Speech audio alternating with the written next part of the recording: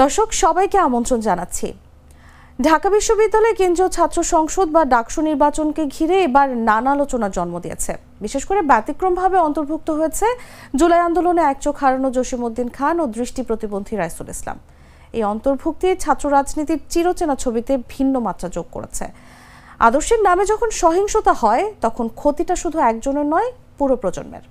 আজ আমাদের সঙ্গে আছেন একজন তরুণ যিনি নিজেই এই সহিংসতার শিকার হয়েছেন, চোখ হারিয়েছেন কিন্তু হারাননি প্রতিবাদ করার সাহস। আমরা কথা বলবো শিবিরের প্রার্থী, তার অভিজ্ঞতা, স্বপ্ন আর নির্বাচনী পরিকল্পনা নিয়ে। আমাদের সাথে আজ উপস্থিত আছেন শিবির প্রার্থী জসিমউদ্দিন খান। কথা বলবো তার সাথে। আপনাকে আমন্ত্রণ এবং অসংখ্য ধন্যবাদ। ডাকসু নির্বাচনের প্রচারণা চলছে, আমরা জানি, তার মধ্য থেকে সময় দিয়েছেন আমাদের। আপনাদেরও ধন্যবাদ। আর আমার জন্য ডাকসুর জন্য দোয়া করবেন। শুরুতেই আমি দর্শকের কাছে দোয়া চেয়ে নিচ্ছি। জসিম, শুরুতেই আমি যেটি জানতে চাই যে আপনার নির্বাচনী ইশতেহারটা আসলে কি? আমাদের নির্বাচনী ইশতেহারটা প্যানেলের একটা আর আমার পার্সোনালি একটা। তো পার্সোনাল যে প্যানেলের ইশতেহারটা আমি সেটা আপলোড দিয়েছি, এটা বেশ বড়। তো আমি যদি উল্লেখ করার মতো দু একটা বলি, যেমন আমাদের ঢাকা ইউনিভার্সিটির শিক্ষার্থীদের যারা উচ্চশিক্ষার জন্য বাইরে যেতে চায় তাদের এই রেজিস্টার বিল্ডিংয়ের যে একটা হ্যাসেল থাকে, হ্যাঁ, এইটাকে এলিমিনেট করা বা এইটাকে একেবারে শূন্যের কোটায় নিয়ে আসাটা হচ্ছে প্রথম কাজ। এবং আপনি দেখবেন এইটা শুধু আমার ইশতেহার না, ঢাকা ইউনিভার্সিটির প্রত্যেকটা স্টুডেন্ট এই রেজিস্টার বিল্ডিংয়ের হ্যাসেলের শিকার। তো আমাদের প্রথম কাজ হবে, আমরা একটা অফিসের মতো করব যেটার নাম দিয়েছি আমরা ব্যুরো অফ ইন্টারন্যাশনাল অ্যাফেয়ার্স। এইখানে ঢাকা ইউনিভার্সিটির একটা শিক্ষার্থী বাইরে পড়াশোনা করতে যাওয়ার জন্য, উচ্চশিক্ষার জন্য যাবতীয় ইনফরমেশন, সেবা বলি, কোনো সমাধান বলি, সব কিছু তারা এই একটা অফিসে, একটা ছাদের নিচে পাবে। তো আমরা এইটা হচ্ছে সবার আগে করব, এই জন্য হচ্ছে এটা প্রথমে উল্লেখ করলাম। এবং রেজিস্টার বিল্ডিংয়ে যে হ্যাসেলটা আসলে সবাই পোহায়, ওইটা যাতে কোনোভাবেই একজন শিক্ষার্থীর পোহাতে না হয় যে বাইরে পড়াশোনা করতে যাইতে চায় তার জন্য। আর আরেকটা উল্লেখযোগ্য যদি আমি বলি, সেটা হচ্ছে ঢাকা বিশ্ববিদ্যালয়ের অ্যালামনাই যারা বাইরে পড়াশোনা করতে গেছে উচ্চশিক্ষার জন্য, তাদের একটা ডেটাবেজ আমরা তৈরি করব। এই ডেটাবেজে যে কোনো শিক্ষার্থী এই অফিসে গিয়ে বা ওয়েবসাইটে, একটা নির্দিষ্ট ওয়েবসাইট থাকবে, সেই ওয়েবসাইটে ঢাকা বিশ্ববিদ্যালয়ের কোন শিক্ষার্থী কবে কোন ইউনিভার্সিটিতে পড়তে গিয়েছে এবং কে কোথায় এখন আছে, সবটা ডিটেইলসে পাবে একেবারে। তাতে কী হবে যে ওই শিক্ষার্থী যদি আজকে একটা শিক্ষার্থী অস্ট্রেলিয়া পড়তে যেতে চায়, তো দেখা যাবে যে অস্ট্রেলিয়ায় ঢাকা ইউনিভার্সিটি কে কে আছে, এই পুরো তালিকাটা যদি তার সামনে থাকে তাহলে তার একটা সাহস তৈরি হয় মনে, হ্যাঁ, যে আমার ভাইয়েরা তো আছেন। এবং কারো মেন্টরশিপের বা কারো পরামর্শ যদি প্রয়োজন হয় তাহলে সে সেখান থেকে তার সাথে কন্ট্যাক্ট করে পরামর্শ নিতে পারবে। তো এই পূর্ণাঙ্গ ডেটাবেসটা তৈরি করা, আমার বিশ্বাস এটা হচ্ছে শিক্ষার্থীদের খুবই উপকারে আসবে। আমি দেখেছি যে আপনি শুরুতে তো রাজনীতিতে যখন আসতে চাইলেন বা ডাকসু নির্বাচনে যখন দাঁড়াতে চাইলেন, স্বতন্ত্র প্যানেল থেকে আপনি চেয়েছিলেন দাঁড়াতে, কিন্তু এরপরেই আপনি শিবিরের পক্ষ থেকে দাঁড়ালেন। তো এই প্রক্রিয়াটা সম্পর্কে যদি জানতে চাই। আমি আসলে নির্বাচন করব কি করব না এরকম একটা চিন্তা ছিল। তো আগের রাতে, যেদিন মনোনয়ন জমা দেওয়ার শেষ দিন, আগের রাতে আমি ফাইনাল ডিসিশন নিলাম যে হ্যাঁ, নির্বাচন করব। তো আমি যখন ফেসবুকে ছোট্ট একটা পোস্ট দিয়েছি যে ইনশাআল্লাহ ডাকসু নির্বাচন করব, এটা দেখার পরে সাদিক আমাকে ফোন দিছে, আবু সাদিক কায়েম। ফোন দেওয়ার পরে বলছে, ভাই আপনি আমাদের প্যানেলে আসেন। তো আমি তখনও বলছি আমি তোমাকে জানাবো। পরের দিন ছিল লাস্ট ডেট মনোনয়ন তোলার। সকাল 10টা পর্যন্ত আমার সিদ্ধান্ত ছিল আমি স্বতন্ত্র করব, কিন্তু সাদিক বারবার ফোন দিচ্ছে, ফরহাদ ফোন দিচ্ছে, শিবিরের কেন্দ্রীয় নেতারা ফোন দিচ্ছে। তো আবার আমার মনেও একটা ছিল যে আমি একা, আমি তো আসলে রাজনীতির মাঠের লোক না, তো আমি আসলে পেরে উঠবো কিনা একা নির্বাচন করাটা। তো সেই জন্য আমার মনে হচ্ছিল কোনো প্যানেল থেকে যদি আমাকে বলে তাহলে আমি ভেবে দেখব। তারপরেও মানে একটু ডিলেমার মধ্যে ছিলাম। পরে ওরা অনেক অনুরোধ করে এবং ওদের প্যানেলের যে বৈচিত্র্যটা ওরা দেখায়, যে সর্বমিত্র চাকমা আছে, তারপরে রাইসুল আছে, আমাদের নারী শিক্ষার্থী আছেন 4 জন, তারপরে জুমা তো ইনকলাব মঞ্চের। তো এই বৈচিত্র্যটা দেখে মনে হলো যে হ্যাঁ, তাহলে আমি যাওয়া যায়, যেহেতু আমি শিবিরের বাইরের এবং প্যানেলে শিবিরের বাইরে আরও কয়েকজন আছে। তো এই যে বৈচিত্র্যটা, এইটা আমার ভালো লাগছে। আর ওরা বেশ অনুরোধ করছে, আমি আসলে মানে এতটা এক্সপেক্ট করছিলাম না। আর এরপরে কথা হচ্ছে যে জুলাইয়ের যে আকাঙ্ক্ষাটা, এটা আসলে অনেকের মধ্যেই দেখা যায় জুলাইয়ে যারা খুব অ্যাক্টিভ রোল প্লে করছে তারা পরবর্তীতে বেশ বিতর্কের জন্ম দিছে, বিশেষ করে আর্থিক বা এই ধরনের যেগুলো। তো সেই জায়গা থেকে সাদিক কিন্তু এখন পর্যন্ত টোটালি ক্লিন ইমেজের, সে আমার ডিপার্টমেন্টের ছোট ভাই। তো সব দিক দিয়ে আমি দেখলাম যে আসলে এই প্যানেলে যাওয়া যায়। তাদের আন্তরিকতা বলবো, আমার নিজের একটা প্যানেল সিক করা, এরপরের কথা হচ্ছে যে তাদের যে ইনক্লুসিভিটি প্যানেলে, এই সব মিলিয়ে আসলে প্যানেলে যাওয়া। আমার এই মনোনয়ন তুলসী 12টায়, 10টা পর্যন্ত আমার সিদ্ধান্ত ছিল আমি স্বতন্ত্র করব। আচ্ছা, শেষ মুহূর্তে গিয়ে আসলে প্যানেলে যাওয়া।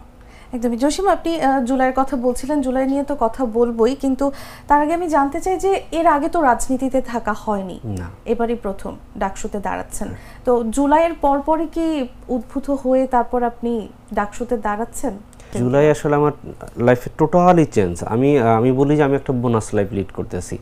18 জুলাই আমি যখন আহত হয়ে ডাক্তারের কাছে যাই, ডাক্তার আমার অবস্থা দেখে বলছে যে আপনি বেঁচে আছেন, এটাই অনেক। তো সেই জায়গা থেকে আমি এটা আমার বোনাস লাইফ।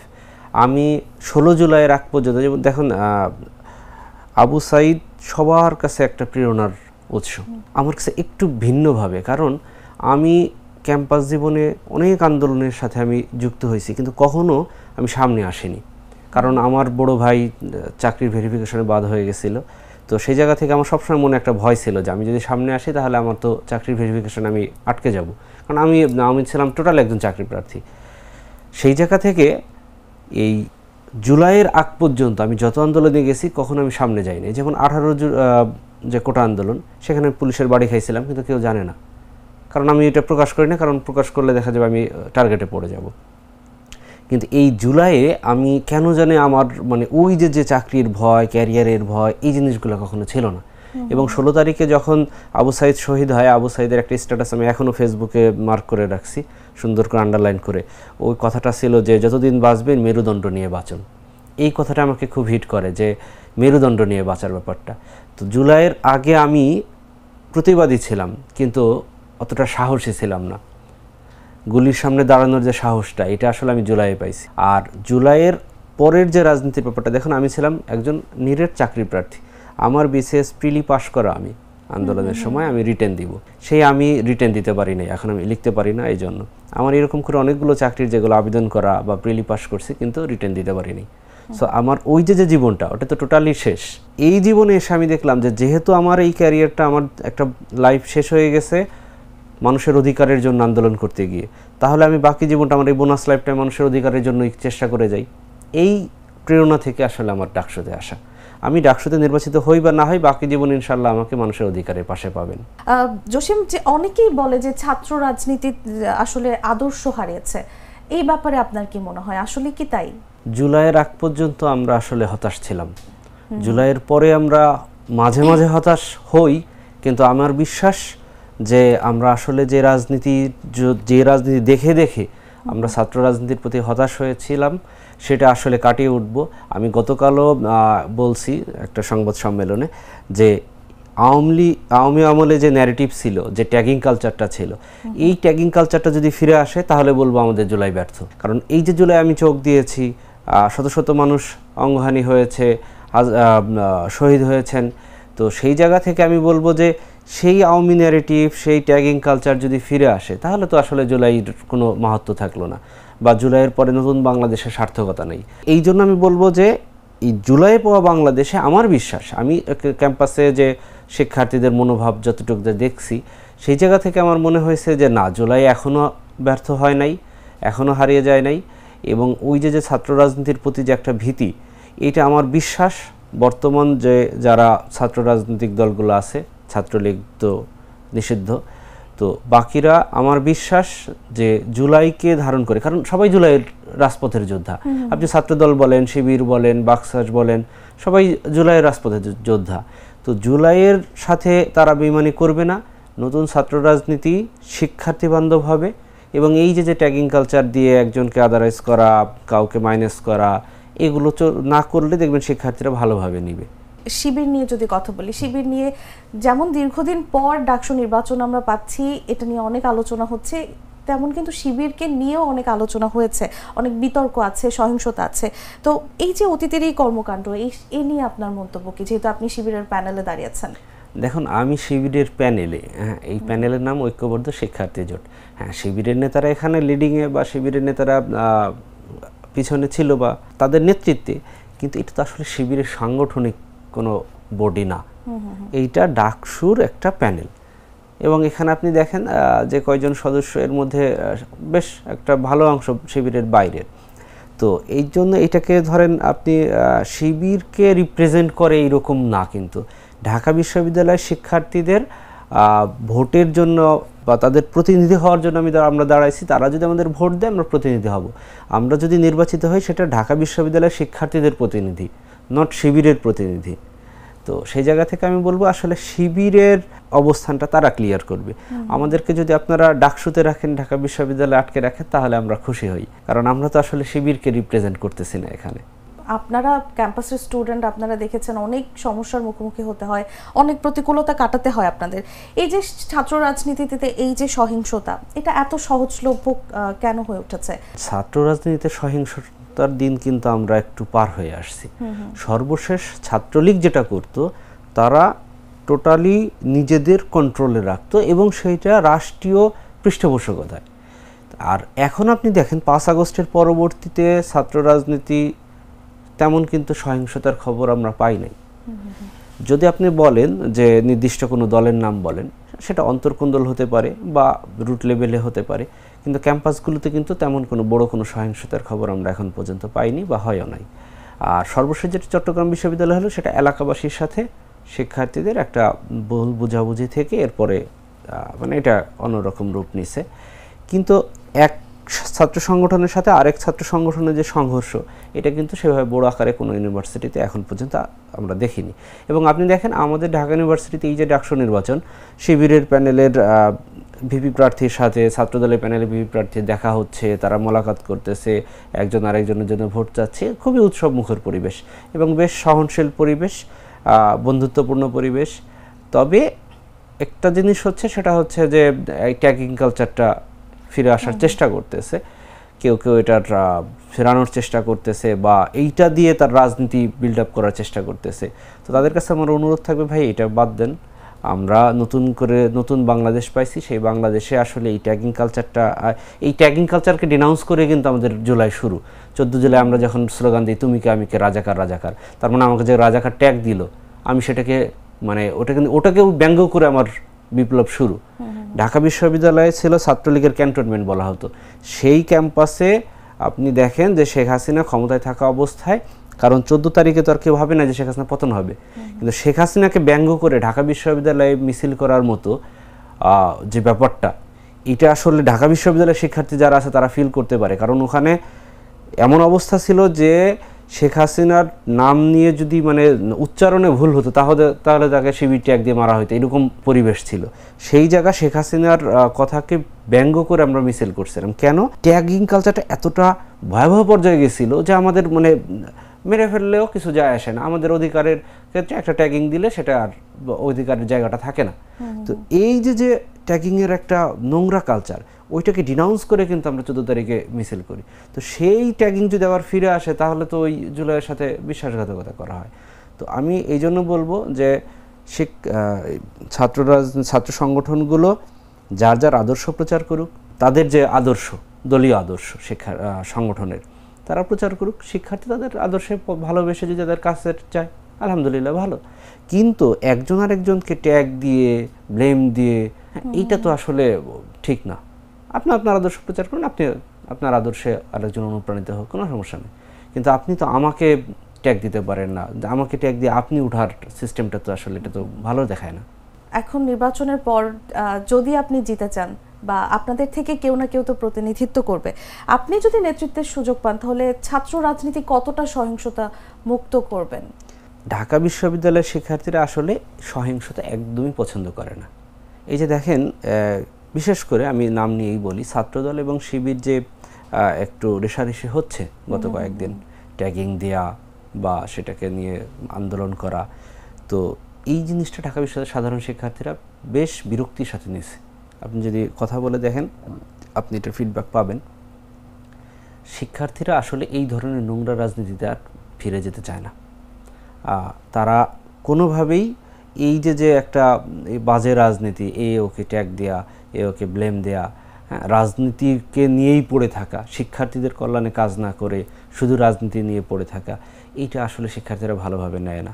সো আমার বিশ্বাস যে আমি যদি নির্বাচিত হতে পারি, আমার জায়গা থেকে দেখুন একজন সম্পাদকের, ডাকসুতে একজন সম্পাদকের যে খুব বেশি কাজ করার জায়গা থাকে বা খুব ক্ষমতা থাকে তা না, কিন্তু ডাকসুর একটা আলাদা প্রভাব আছে দেশে।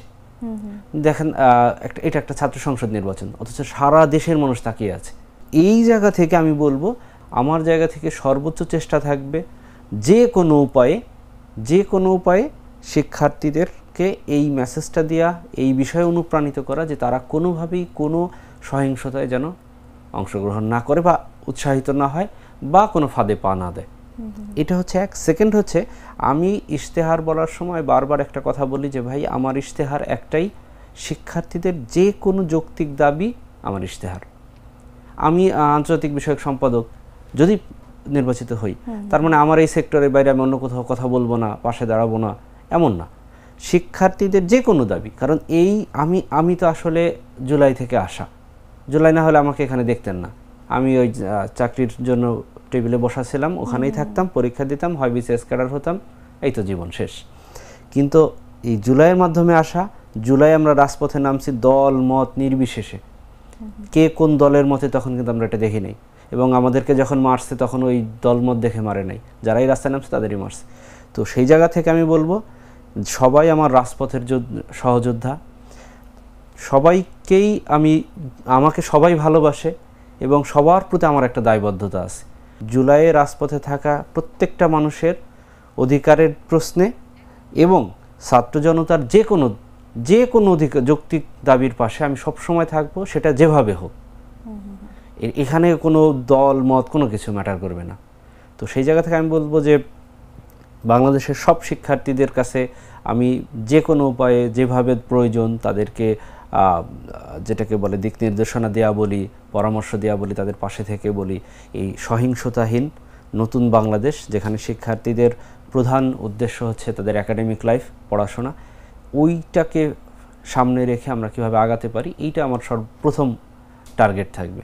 এবং এটা নিয়ে সারা জীবন কাজ করে যাব। টার্গেট মানে যে টার্গেট ফিল আপ হবে এমন না, কিন্তু সারা জীবন আমি এটা নিয়ে কাজ করে যাব। অনেকে কিন্তু বলে যে ছাত্র রাজনীতি মূলত দলীয় স্বার্থের হাতিয়ার, এই ব্যাপারটি নিয়ে কি বলবেন? আসলে কি তাই? ছাত্র রাজনীতি দলীয় সংগঠনের হাতিয়ার, আসলে এটা বলা হয় হচ্ছে দীর্ঘদিনের কালচার দেখে। আমরা তো এটাই আসলে দেখে আসছি যে আওয়ামী লীগের বিভিন্ন ন্যারেটিভ বা মানে আওয়ামী লীগকে সার্ভ করাই ছিল ছাত্রলীগের কাজ, সেটা বিভিন্নভাবে হোক। এটা আসলে আমরা দেখে দেখে অভ্যস্ত, কিন্তু আমার বিশ্বাস যে নতুন বাংলাদেশে এটা হবে না। আপনি দেখেন, আমি যে প্যানেলে আছি, আমি তাদেরকে প্রমোট করার জন্য বলছি না, কিন্তু বাস্তবিক ঢাকা বিশ্ববিদ্যালয়ে গত 1 বছরে শিবিরের কাজগুলো দেখেন, সেখানে কিন্তু আসলে বলা হয় যে শিবিরের মাদার পার্টি জাতীয় জামাত ইসলামী, তাদেরকে কিন্তু সার্ভ করার মতো তেমন কিছু ঢাকা বিশ্ববিদ্যালয় এখন পর্যন্ত তারা করে নাই গত 1 বছরে, কিন্তু শিক্ষার্থীদের কল্যাণে বেশ কিছু উদ্যোগ নিয়েছে। তো সেই জায়গা থেকে আমি বলবো, সবাই যদি এইভাবে শিক্ষার্থীদেরকে সামনে মানে শিক্ষার্থীদেরকে উদ্দেশ্য করে তাদের সংগঠনের কার্যক্রম পরিচালনা করে, তাহলে তো আসলে রাজনৈতিক দলকে সার্ভ করার কোনো প্রশ্ন আসে না। এবং আমার বিশ্বাস অন্যান্য ছাত্র সংগঠন সেম কাজটাই করবে। মনোনয়ন যখন পেয়েছেন, প্রার্থী হওয়ার পর বন্ধু বা পরিবারের কেমন ছিল প্রতিক্রিয়া? মনোনয়নের ব্যাপারটা আমার ফ্যামিলি জানছে আমি মনোনয়ন তোলার 4 দিন পরে, তারা জানতোই না। তো আমি যখন ঘোষণা দিছি ফেসবুকে, তখন অনেকে অবাক হয়েছে, কারণ আমি তো আসলে এই পথের লোক না ভাই, আমি তো বললামই আমি এই দিকের লোক না। তো আমার আসলে ওই নানান চিন্তা থেকে আসা, এবং আমি অভূতপূর্ব সাড়া পেয়েছি। ছোট ভাই, বন্ধু বান্ধব, ক্যাম্পাসের যারা আছে, আমি এতটাও আশা করিনি। তো তাদের সবার প্রতি আমার কৃতজ্ঞতা, তাদের কাছে আমার দাবি থাকবে যে আপনারা আজীবন আমার পাশে থাকবেন, আমি নির্বাচিত হই বা না হই, এই যে আপনাদের ভালোবাসা, এখানে যেন কোনো ঘাটতি না থাকে। জসিম, আপনি বারবারই বলছিলেন যে আপনি এই পথের লোক না বা রাজনীতিতে আগে সক্রিয় ছিলেন না, এখন নতুন করে হচ্ছেন। সেক্ষেত্রে শিক্ষার্থীরা আপনার উপর পূর্ণ আস্থা রাখতে পারে তো, যদি আপনি তাদের প্রতিনিধিত্ব করেন? একটা সত্যি কথা বলি, ঢাকা বিশ্ববিদ্যালয়ের প্রত্যেকটা শিক্ষার্থী বেশ ভালো রকমের যোগ্য। তাদেরকে আপনি যে কোনো দায়িত্ব দিয়ে দেন, আমার বিশ্বাস খুব ভালোভাবে পালন করতে পারবে। আর সেকেন্ড কথা হচ্ছে, জুলাইয়ে কিন্তু আমি কতটুকু অবদান রাখছি আমার হলের ছেলেরা দেখছে। আমাকে বিজয় 71 ছাত্রলীগ আমাকে রেড লিস্ট করছিল, তার একটা তালিকা করছিল, 1 নম্বরে আমার নাম ছিল ওই আন্দোলনে অবদানের জন্য। মানে আমি সবাইকে ডেকে নিয়ে যেতাম। তো ব্যাপারটা হচ্ছে যে এই যে রাজনীতির লোক না, অনেকেই দেখেন, আপনি দেখেন হাসনাত আবদুল্লাহ, আমি আর হাসনাত একসাথে এক রিডিং রুমে আমরা চাকরির প্রস্তুতি নিয়েছি, একেবারে এক রিডিং রুমে বসে। হাসনাত এখন দেশের মানে আমি যদি বলি যে ছাত্রনেতাদের মধ্যে সব থেকে জনপ্রিয়, তাহলে এই এখন কি তাহলে কেউ বলবে যে না হাসনাত যোগ্য না? তো এটা আসলে আপনাকে এই সময়ের প্রয়োজনে আপনাকে সময় আপনাকে একটা জায়গায় দাঁড় করাই দেয়। তো আমি এখানে দাঁড়িয়ে আছি আসলে জুলাইয়ের প্রয়োজনে। তো সেই জায়গা থেকে আমার বিশ্বাস শিক্ষার্থীরা আমার উপরে ভরসা রাখবে এবং আমার পূর্ণ বিশ্বাস যে আমি আমার দায়িত্ব খুব ভালোভাবে পালন করতে পারবো ইনশাল্লাহ, যদি আল্লাহ আমার পাশে থাকেন।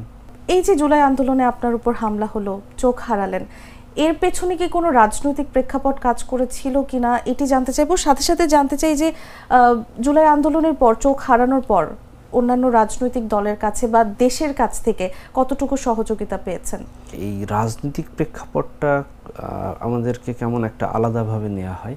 দেখুন, দেশের বলি আর দেশের বাইরের বলি, প্রত্যেকটা মানুষের এবং প্রত্যেকটা জাতির পুরো জীবনটাই রাজনৈতিক। আমরা কে বলি যে আমরা অরাজনৈতিক, অরাজনৈতিক বলে আসলে কিছুই নাই। অরাজনৈতিক একটা মানে শব্দ ছাড়া আর কিছুই না, বাস্তবতা বলে কিছু নাই।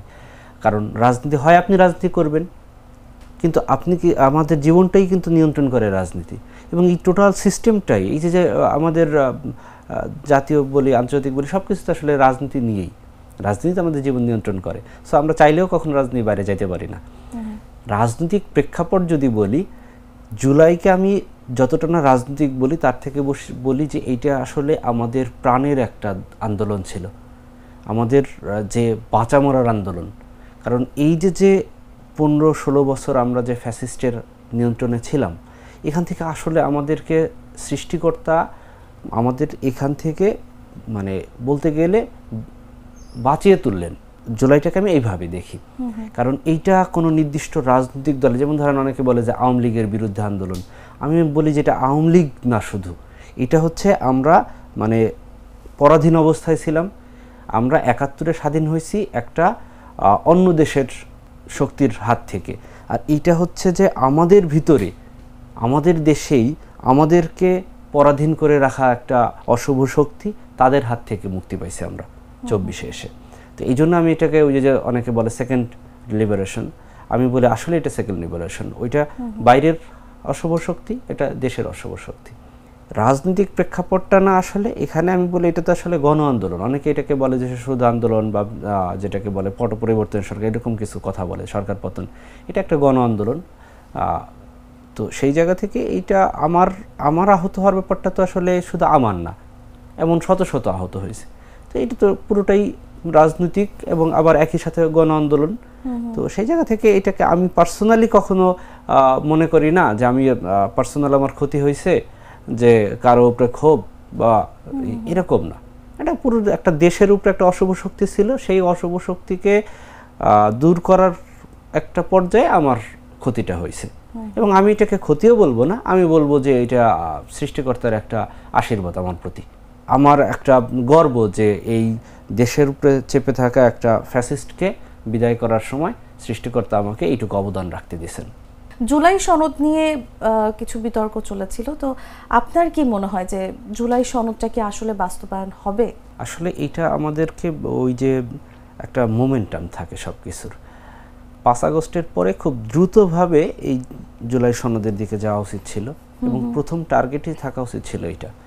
কারণ এই সরকার তো আসলে জুলাইয়ের সরকার, জুলাইয়ের মাধ্যমে আসা সরকার, তো তাদের প্রথম কাজ ছিল এটা। কিন্তু কেন জানি আসলে আমরা এত বড় একটা গণ অভ্যুত্থানের পরে যে সরকার পেলাম, তারা যে আসলে সরকার কি না এটা নিয়েও মাঝে মাঝে প্রশ্ন ওঠে। তো সেই জায়গা থেকে আসলে খুবই হতাশ আমি।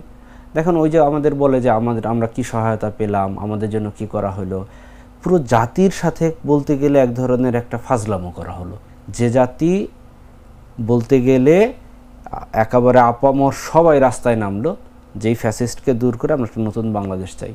সেই নতুন বাংলাদেশে যে সরকার বসলো, তারা যে কি করে তারা নিজেরাই জানে না, তারাও কখনো মানে ডিফাইন করতে পারে না যে তারা আসলে কি করতেছে। তো সেই জায়গা থেকে যে একটা হতাশা যে আসলে কি করলো। এখন জুলাই সনদের কথা যেটা বললেন, জুলাই সনদটা হওয়া উচিত ছিল সবার আগে এবং প্রথম কাজে হওয়া উচিত ছিল জুলাই সনদ। কিন্তু জুলাই সনদের এখন যেটা এসব বলতেছে যে নতুন সংবিধান করা সম্ভব না, এই নানান দাবি, কিন্তু এটা যদি শুরুতেই এটা নিয়ে কথা হতো, এটা টার্গেট থাকতো, তাহলে কিন্তু এই পর্যায়ে মানে এখন এটা মনে হতো না যে এটা আর হয় না। কিন্তু এখন যদি জুলাই সনদের মাধ্যমে নতুন সংবিধান করতে যায় সরকার, যারা এখন শতভাগ সমর্থন নিয়ে, সারা দেশের মানুষের শতভাগ সমর্থন নিয়েও দেশটা ঠিকঠাক চালাতে পারতেছে না, তারা নতুন সংবিধান করতে গেলে এই যে বিএনপি বলি বা অন্যান্য রাজনৈতিক দলের বাধার পরে তারা তো এটা আসলে দেশ তো পুরো হযবরল করে ফেলবে। এই জন্য আমি বলি যে জুলাই সনদের আইনি ভিত্তি থাকুক, সাংবিধানিক ভিত্তি থাকুক, এবং একই সাথে ফেব্রুয়ারিতে তারা নির্বাচন দিয়ে দয়া করে তারা বিদায় হোক।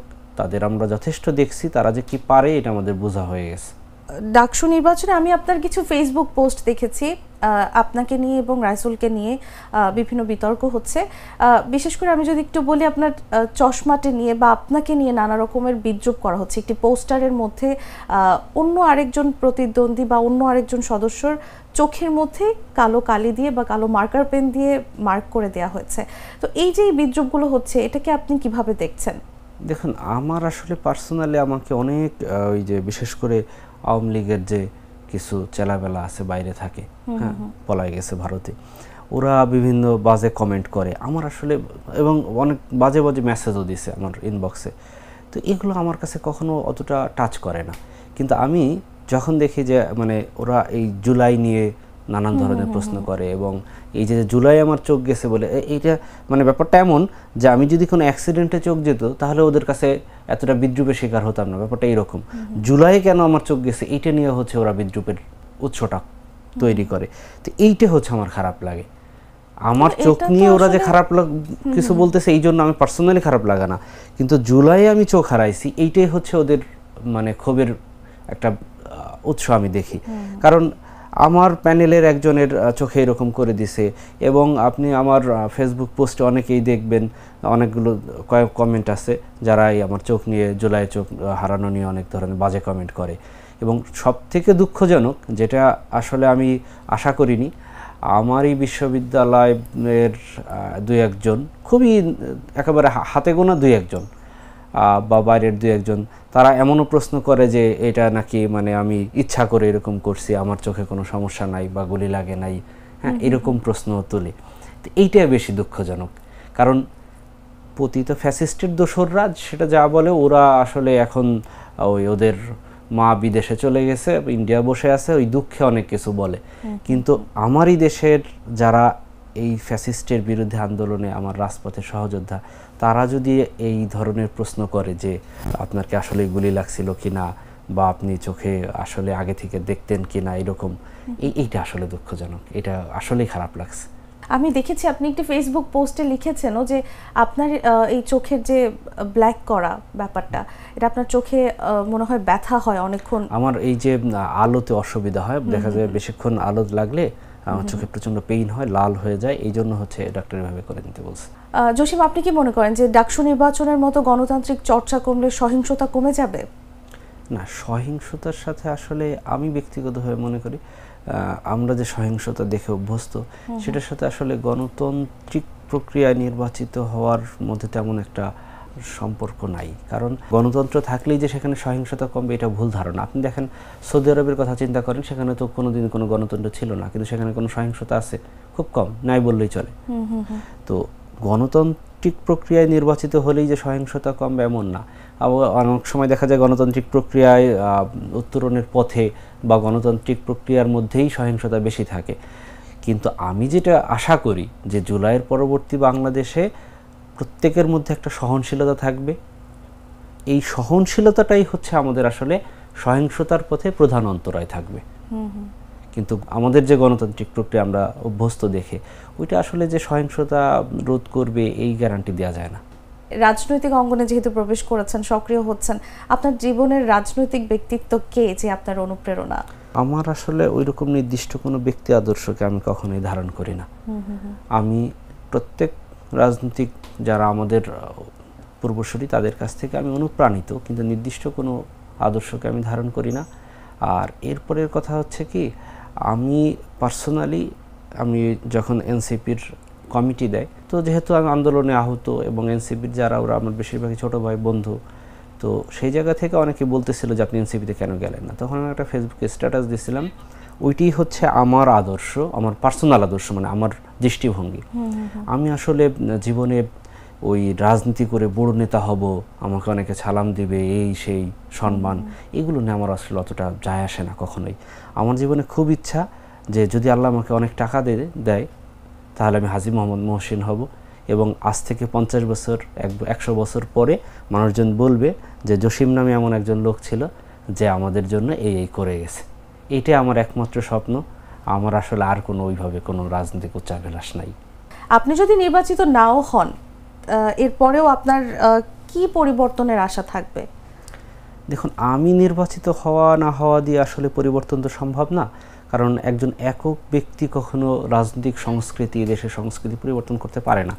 তবে আমার বিশ্বাস যে এই যে জুলাই পাওয়া নতুন বাংলাদেশ, সেই নতুন বাংলাদেশে আমি নির্বাচিত হই বা যেই নির্বাচিত হোক, সবাই আসলে এই যে আমরা যে সহনশীলতার নতুন বাংলাদেশ পাইছি, সেই বাংলাদেশটাকে সামনে এগিয়ে নিয়ে যাওয়ার জন্য সবাই যার যার জায়গা থেকে সর্বোচ্চ চেষ্টা করবে। এটাই হচ্ছে, এইটা যদি করে তাহলে আমাদের সংস্কৃতি, রাজনৈতিক সংস্কৃতি পরিবর্তন হবে। আমরা যে নতুন একটি বাংলাদেশের স্বপ্ন দেখি সেটা আসলে বাস্তবায়ন হবে। এটা আসলে একক কোনো ব্যক্তি নির্বাচিত হওয়া না হওয়া দিয়ে আসলে খুব বেশি প্রভাবিত হবে না। রাজনীতিতে সক্রিয় হচ্ছেন, ভবিষ্যৎ পরিকল্পনা সম্পর্কে জানতে চাই, এবং নতুন তরুণ যারা আছে, যারা রাজনীতিতে আসতে চায়, তাদের প্রতি আপনার উপদেশ কি থাকবে? আমার ভবিষ্যৎ পরিকল্পনা, দেখুন, আমি এই ডাকসুতে আসার আগ পর্যন্ত আমার জীবনের ইচ্ছা ছিল জুলাইয়ের পরে যে আমি আমার রুট লেভেলে ফিরে যাব, আমার গ্রামে ফিরে যাব, এবং এইখান থেকে আসলে আমাদের যে পরবর্তী জেনারেশন, তাদেরকে আমি নার্চার করব, তাদেরকে গ্রুমিং করা, সেটা ছোট করে হোক, আমি তো আর অতটা বড় পরিসরে পারবো না। তো এরকম একটা ইচ্ছা ছিল যে আমি আমার রুট লেভেলে ফিরে যাব। কিন্তু এখন যেহেতু ডাকসু করতেছি, এবং আমি দেখলাম যে এই নেতা হলে তার কথায় যতটা প্রভাবিত হয়, একজন সাধারণ হিসেবে থাকলে আসলে অতটা প্রভাবিত হয় না। তো যেহেতু সেই প্রভাবিত হওয়ার মতো একটা পর্যায়ে যাওয়ার চেষ্টা করতেছি, এবং আমি বেশ ভালোবাসা পেয়েছি সবার, তো আমি আমার এইটাকে সর্বোচ্চ পরিমাণে ইউটিলাইজ করব। যারা আমাকে অনুসরণ করে বা আমাকে ফলো করে, কথা শুনে, তাদেরকে আমি এই যে আমাদের প্রচলিত রাজনৈতিক সংস্কৃতি, সেটা থেকে বের হয়ে এসে নতুন বাংলাদেশের একটা সহনশীল বাংলাদেশের স্বপ্ন দেখে কিভাবে আগানো যায়, এই দিক নির্দেশনা দেওয়ার চেষ্টা করব ভবিষ্যতে। এবং যারা তরুণ আছে, নতুন রাজনীতিতে আসতেছে, এবং আপনি দেখবেন জুলাইয়ের পরে, জুলাইকে আমি বিপ্লব বলি, আমি তো রাষ্ট্রবিজ্ঞানের শিক্ষার্থী, জুলাইকে যদি আমি নির্দিষ্ট একটা ডেফিনিশনের মধ্যে ফেলাই তাহলে এটাকে বিপ্লব বলা যায় না। কিন্তু জুলাইকে আমি একটা কারণে বিপ্লব বলি, সেটা হচ্ছে এই দেশের, আপনি দেখেন একটা সময় প্রচলিত ছিল আই হেট পলিটিক্স, কিন্তু লাস্ট 1 বছরে এই আই হেট পলিটিক্স কথাটা তেমন একটা শোনা যায় নাই। একেবারে গ্রামের অজপাড়া গায়ের ক্লাস 6-এর একটা ছেলে থেকে শুরু করে একেবারে ঢাকার একেবারে যেটাকে বলে পশ এলাকার যদি আপনি একটা ছেলেকে ধরেন, সবাই এই দেশের রাজনীতি নিয়ে খুবই কনসার্ন, সবাই নজর রাখতেছে। এবং ওই যে নির্দিষ্ট কোনো ট্রল মিমে একেবারে বুঁদ হয়ে থাকার যে একটা ব্যাপার ছিল আওয়ামী আমলে, সেটা কিন্তু এখন খুব কম, নেই বললেই চলে। তো এই যে একটা জেনারেশন জুলাইয়ের মাধ্যমে হঠাৎ করে ড্রামাটিক পরিবর্তন, এই জন্য আমি জুলাইকে বিপ্লব বলি। তাহলে এই যে একটা নতুন মানে পুরো একটা জেনারেশন দেশের রাজনীতির প্রতি এতটা সচেতন হলো, তারা তো আসলে রাজনীতিতে আসতে চাচ্ছে বা রাজনীতি সচেতন হয়েছে, সেই জায়গা থেকে তাদের প্রতি আমার একটাই মেসেজ থাকবে, সততা, অর্থনৈতিক সততা। অর্থনৈতিক সততা এমন একটা জিনিস, আপনি এই একটা জায়গায় যদি স্টেবল থাকেন, এই দেশের মানুষ যদি অর্থনৈতিকভাবে সৎ হয়, আমি চ্যালেঞ্জ দিয়ে বলতে পারি 5 বছরের মধ্যে বাংলাদেশ প্রথম মানে উন্নত বিশ্বের একটা দেশ হবে, শুধুমাত্র অর্থনৈতিক সততা। আপনি অন্য যা কিছু বলেন সেটাকে আপনি ধরেন যেমন আছে, এর থেকে আরও খারাপ আছে, কিন্তু অর্থনৈতিকভাবে সবাই সৎ। আমি চ্যালেঞ্জ দিয়ে বলতে পারি 5 বছরের ভিতরে বাংলাদেশ উন্নত বিশ্বের একটা দেশ হবে। তো এই তরুণদের প্রতি আমার একটাই অনুরোধ থাকবে, আপনারাও সৎ থাকুন, এবং যারা সৎ রাজনৈতিক নেতৃত্ব তাদেরকে নির্বাচন করুন, তাদেরকে আপনাদের নেতা নির্বাচন করুন। দেখুন 5টা বছরের মধ্যে দেশ পরিবর্তন হয়ে যাবে। ভবিষ্যতে আমাদের শিক্ষা প্রতিষ্ঠানগুলো নিরাপদ এবং গণতান্ত্রিক হয়ে উঠবে। হ্যাঁ, অবশ্যই। এটাই তো প্রথম আমাদের, আমরা যেহেতু শিক্ষার্থীদের প্রতিনিধি হওয়ার চেষ্টায় আছি, নিরাপদ আমাদের প্যানেলের প্রথম কথাটাই কিন্তু যে আমরা একটা নিরাপদ ক্যাম্পাস বিল্ড আপ করব। আমাদের স্লোগানটাই এরকম যে নিরাপদ ক্যাম্পাস নির্মাণে আমরা থামবো না। তো নিরাপদ ক্যাম্পাস নির্মাণটাই হচ্ছে আমাদের প্রথম এজেন্ডা, এবং আমি আপনাদেরকে গ্যারান্টি দিয়ে বলতে পারি আমরা যদি নির্বাচিত হই, ঢাকা বিশ্ববিদ্যালয়কে আপনারা দেখবেন ঢাকা বিশ্ববিদ্যালয়ের ইতিহাসে সবথেকে বেশি নিরাপদ, শিক্ষার্থীদের জন্য নিরাপদ ক্যাম্পাস তৈরি হবে। একদমই, আমরাও সেটি প্রত্যাশা করি। এবং জসিম, আপনি একজন শুধু ভুক্তভোগী নন, আপনি একজন অনুপ্রেরণা হিসেবে অনেক তরুণদের মনে আছেন, থাকবেন, এবং আপনার ডাকসুর জন্য অনেক অনেক শুভকামনা। নিশ্চয়ই অনেক ভালো প্রচারণা চালাচ্ছেন। আমি আসলে গত 4 দিন ভয়াবহ জ্বরে অসুস্থ ছিলাম, এই জন্য প্রচারণা চালাতে পারিনি। তার জন্য আমি একটু পিছিয়ে পড়ে গেছি, হয়তো শিক্ষার্থীদের কাছ থেকে সেভাবে যোগাযোগ হয় না এখনও তাদের সাথে, সবার সাথে। তো আমি পুরোদমে মাঠে নামছি, তারাও শিক্ষার্থীরা আমাকে বেশ ভালোভাবে গ্রহণ করতেছে, ভালোবাসতেছে। তো তাদের কাছে দাবি থাকবে, যদি তারা আমাকে যোগ্য মনে করে আমাকে ভোট দিবেন, আর প্রচারণাটা যেন আমি পূর্ণভাবে চালাতে পারি সুস্থ শরীর নিয়ে, এই জন্য আমার জন্য দোয়া করবেন সবাই। ধন্যবাদ। দর্শক, ছাত্র রাজনীতি হোক আদর্শের নয় সহিংসতার, আগামী প্রজন্ম যেন ভয় নয় আশা নিয়ে রাজনীতি করে। আজ এ পর্যন্তই। যারা এতক্ষণ আমাদের সাথে ছিলেন তাদেরকে অসংখ্য ধন্যবাদ জানিয়ে এখানেই বিদায় নিচ্ছি। সবাই ভালো থাকবেন, সুস্থ থাকবেন এবং জাগো নিউজের সঙ্গেই থাকবেন। ধন্যবাদ।